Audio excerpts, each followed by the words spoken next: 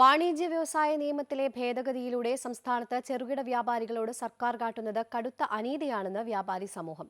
വ്യാപാര മേഖലയിൽ കാലങ്ങളായി സർക്കാർ തുടരുന്ന നയങ്ങൾ മൂലം കഴിഞ്ഞ 10 വർഷത്തിനിടെ 100-ലധികം വ്യാപാരികൾ ആത്മഹത്യ ചെയ്തുവെന്ന് സംഘടനകൾ ചൂണ്ടിക്കാട്ടുന്നു.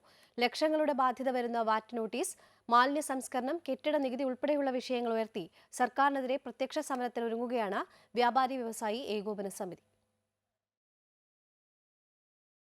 സംസ്ഥാനത്തെ 10.5 ലക്ഷത്തോളം വരുന്ന വ്യാപാരികളുടെ പ്രശ്നങ്ങളോട് കാലങ്ങളായി മുഖം തിരിക്കുന്ന സർക്കാർ നിലപാടിനെതിരെ പ്രതിഷേധത്തിന് തയ്യാറെടുക്കുകയാണ് വ്യാപാരി വ്യവസായി ഏകോപന സമിതി.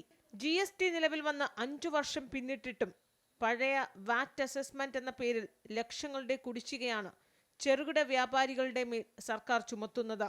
വ്യാപാരി വ്യവസായ നിയമത്തിൽ കൊണ്ടുവന്ന ഭേദഗതിയിലൂടെ താങ്ങാനാകാത്ത നിരവധി നിബന്ധനകളാണ് കച്ചവടക്കാർക്കുമേൽ അടിച്ചേൽപ്പിക്കുന്നത്.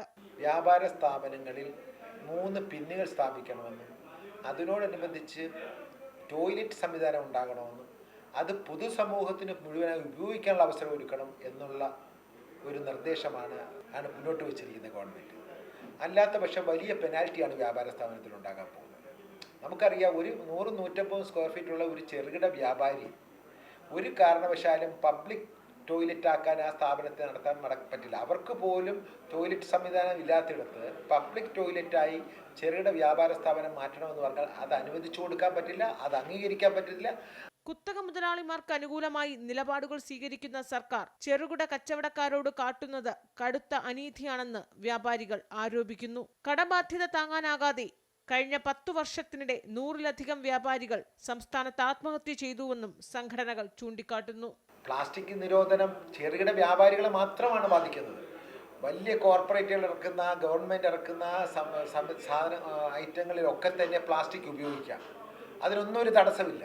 കോർപ്പറേറ്റുകൾക്ക് കൊടുക്കുന്നതിനേക്കാൾ കൂടുതൽ കറണ്ട് ചാർജാണ് ലുലു മാൾ കൊടുക്കുന്നതിനേക്കാൾ, റിലയൻസ് കൊടുക്കുന്നതിനേക്കാൾ കൂടുതൽ കറണ്ട് ചാർജാണ്, ഇലക്ട്രിസിറ്റി ചാർജാണ് ചെറുകിട വ്യാപാരി കൊടുക്കുന്നത്. ഫെബ്രുവരി 15-ന് സംസ്ഥാനത്ത് മുഴുവൻ കടകളും അടച്ച് സമരം നടത്തും. ഈ മാസം 29-ന് കാസർകോട്ട് നിന്ന് വ്യാപാര സംരക്ഷണ യാത്ര നടത്തി ഫെബ്രുവരി 15-ന് തിരുവനന്തപുരത്ത് സമാപിക്കും. 5 ലക്ഷം പേരുടെ ഒപ്പ് ശേഖരിച്ച് സർക്കാരിന് നിവേദനവും നൽകും. അമൃത ന്യൂസ്, തിരുവനന്തപുരം.